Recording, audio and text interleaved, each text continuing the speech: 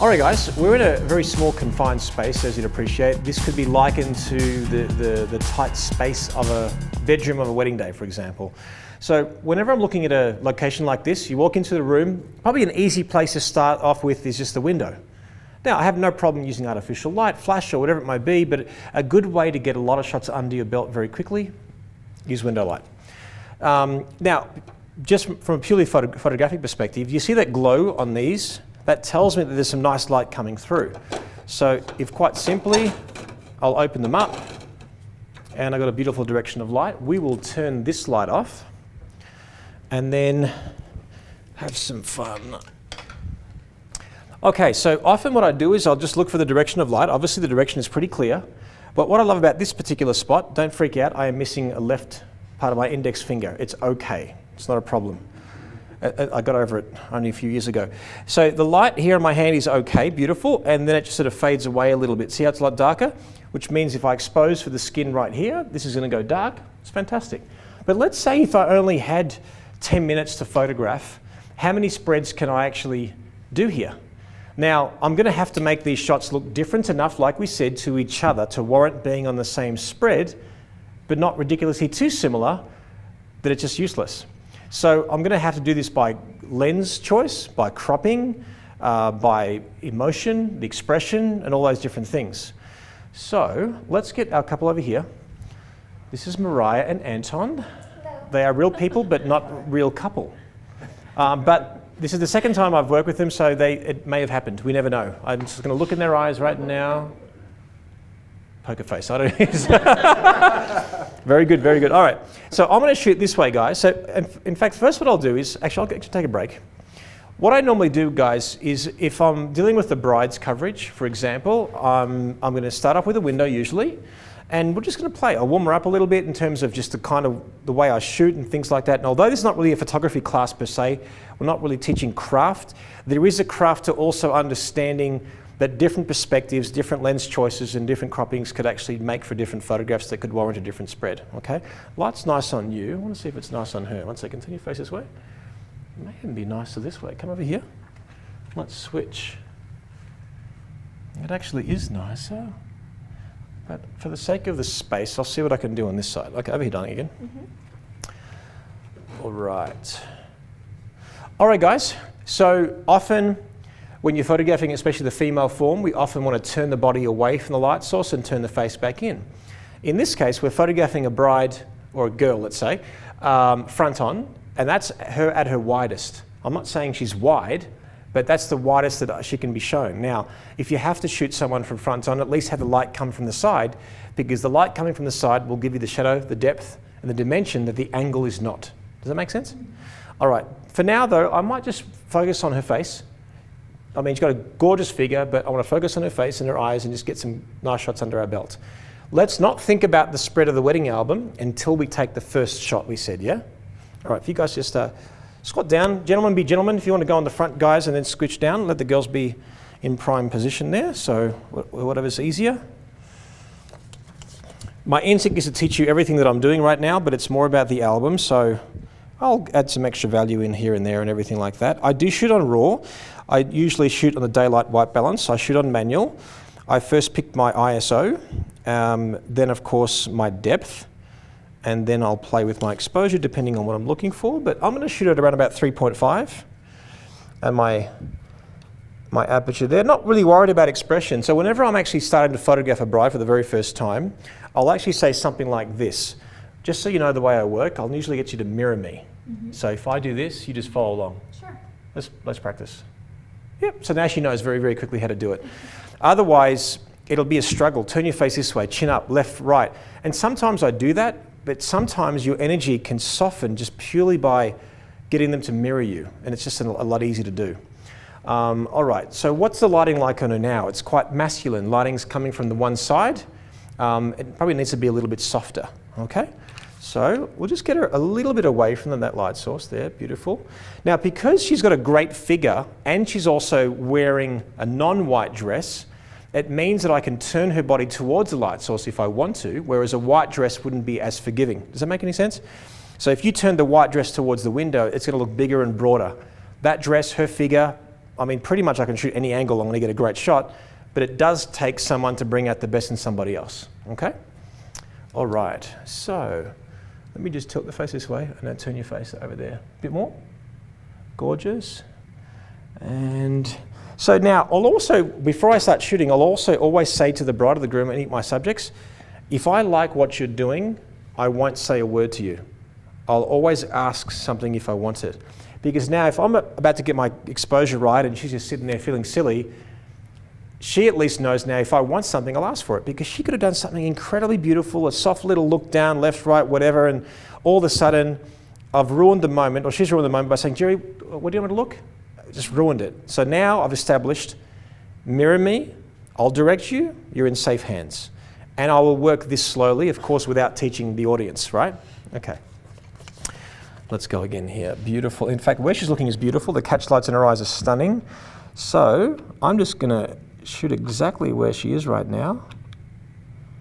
So now I'm shooting at about 1250 ISO 3.5. Just take one shot, make sure my exposure is good. Okay, now picture that in a wedding album. Picture that in a wedding album. That's going to be where, do you think? Where would that logically go? You've got the weight of that image is on the left-hand side, isn't it? There's weight, her face is on the left-hand side. That'll be perfect for the left-hand side of the actual spread of the album. So I need something on the right. Now I've got to like, okay, should it be a different cropping, a different expression, maybe looking in the camera, maybe a different crop? Let's see. Now, slowing down. There's no point in shooting 300 shots, because when you see a gorgeous bride, you get seduced and you fall in love with her. I fall in love with every friggin' girl that I shoot, and every guy for that matter, because when I'm photographing a guy, I'm shooting through the bride's eyes. When I'm shooting a girl, I'm shooting through the groom's eyes. So no matter who I see is beautiful.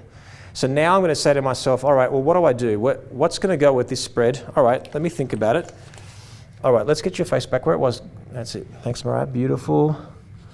Gorgeous. All right. Now, very gently, without moving your face, just your eyes at me.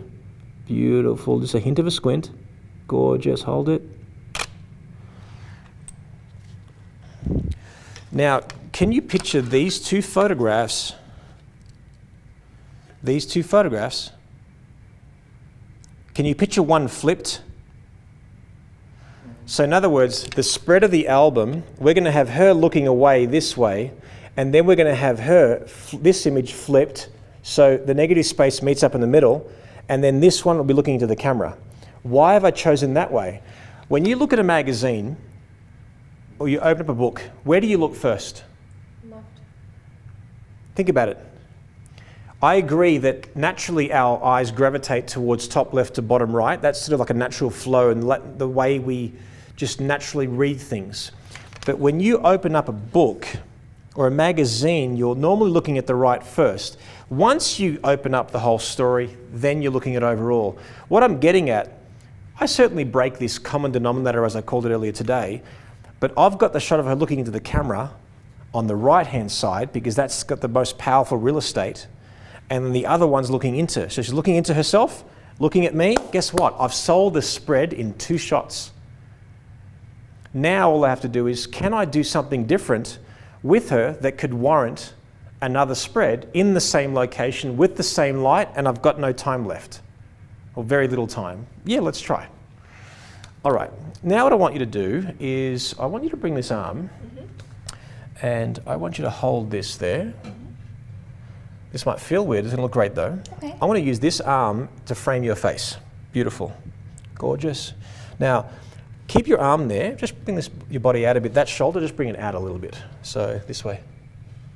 There we go, beautiful. And now, that's it, gorgeous. Perfect. Beautiful. Now, I want you to guess just my cropping for fun. Guess what I'm doing. Guess how I'm going to crop what I'm going to do. All right, gorgeous. Now, do me a favor, your arm a little bit higher. A little bit higher. Gorgeous. And then chin down a bit lower. Stunning. And because my focal point is beyond my range here, I'm going to have to actually shoot with manual focus. Gorgeous. Hold it there.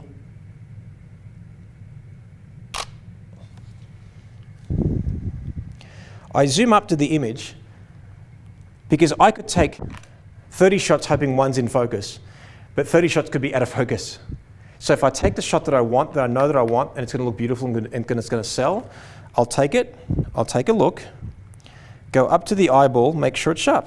If it's not, I'll redo it. It's sharp. Okay, do you think that shot deserves to be on a separate spread now of an album? Yes. Okay, so now we're well on our way to selling a second spread. We've taken, this is our third shot that we've taken, right? All right, now I need something to go with this. So we've done looking away, we've done looking in the camera. She's looking in the camera now, but I've cropped it creatively enough and different, but now I need something to go with it. You know what?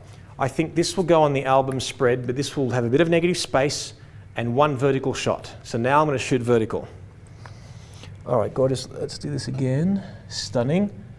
All right, now eyes, without moving your face, just your eyes down to the ground. Stunning.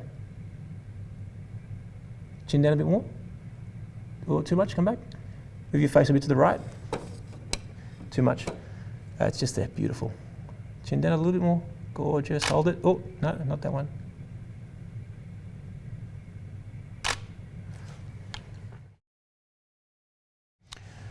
Zoom up. Okay, I've sold that one now. Do you think that one is different enough to the previous shot, but good enough to go with it?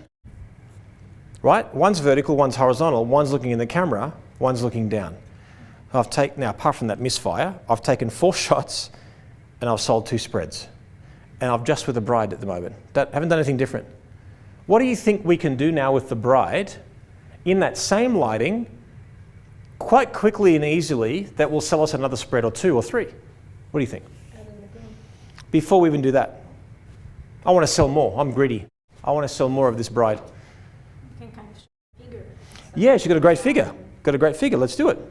Possibly even maybe a different expression, because these have all been a bit soft and a bit sexy or whatever, but maybe a bit of giggling and all that kind of stuff. So, all right. One other thing I'm looking at here, guys, she's at one point before, she turned her face extreme the other way, and we just got it'd be a beautiful rim profile shot, just a little light tickling her face.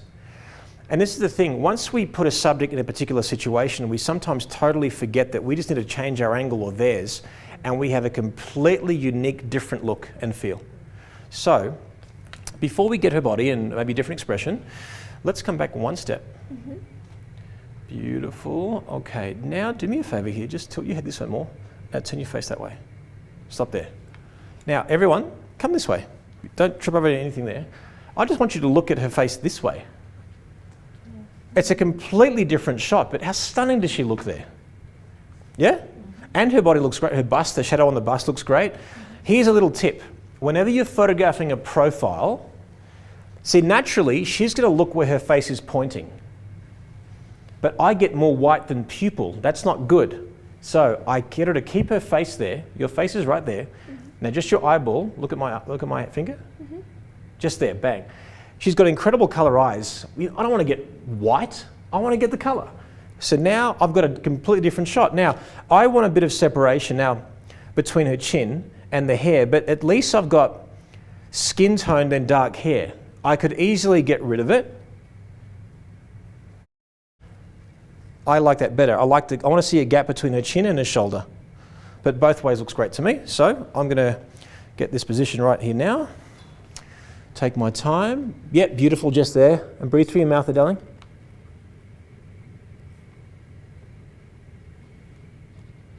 Stunning, stunning, stunning. Gorgeous. Don't move. Always take your time, guys. No rush. I'm missing a little bit of space here. 1 second. Let me see if I can do this the way I want it. Come one step to your left there, darling. One step to your left, to the corner. That's it, just there. No worries. Gorgeous. Yeah, just there. Beautiful. Get that gap there between her chin and her shoulder, her back shoulder. Gorgeous. That's it.